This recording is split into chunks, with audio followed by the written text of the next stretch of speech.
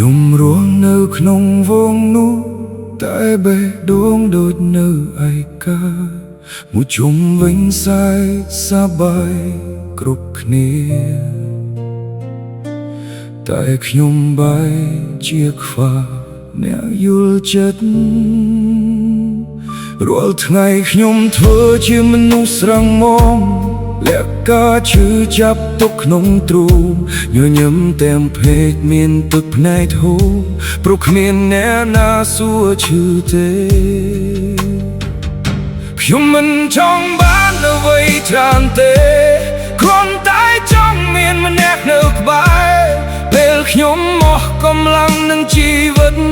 មានអ្នកម្នាក់ប្រាប់ថាកុំខ្លាចអូននៅទីនេះខ្ញុំក៏ចង់បានភាពកក់ក្ដៅដូចមនុស្សគេមាននៅជុំវិញខ្លួនចង់មានដៃមួយកាន់ខ្ញុំពេលឈឺចាប់ចង់មានស្មាមួយឲ្យខ្ញុំផែកពេលយំខ្ញុំក៏ជាមនុស្សមានបេះដូងដែរក៏ចង់ឲ្យគេស្រឡាញ់និងយល់ចិត្ត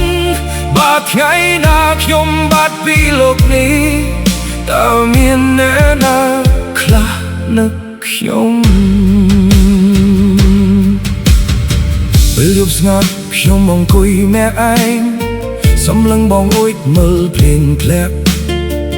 សួរខ្លួនឯងរាប់បួនដងថាហេតុអ្វីជីវិតខ្ញុំឯកាយ៉ាងនេះ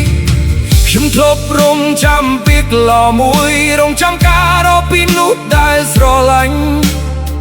តែរងចាំយូរហើយនៅតែគ្មាននៅសល់តែខ្ញុំនឹងស្រមោលខ្លួនឯងបើមានអ្នកណាម្នាក់យល់ពីខ្ញុំប្រហែលនឹងឈឺដល់ថ្នាក់នេះមិនចង់បាច់និយាយអ្វីច្រើនទេក្រុមតែសួរថាថ្ងៃនេះហត់ទេខ្ញុំក៏ចង់បានភាពកក់ក្ដៅដូចមនុស្សគេមាននៅជុំវិញខ្លួនចង់មានដៃមួយកាន់ខ្ញុំពេលឈឺចាប់ចង់មានស្មាមួយឲ្យខ្ញុំផ្អែកពេលយំខ្ញុំក៏ជាមនុស្សមានបេះដូងដែរក៏ចង់ឲ្យគេស្រឡាញ់និងយល់ចិត្តបើថ្ងៃណាខ្ញុំបាត់ពីលោកនេះតើមានអ្នកណាខ្លះនឹកខ្ញុំ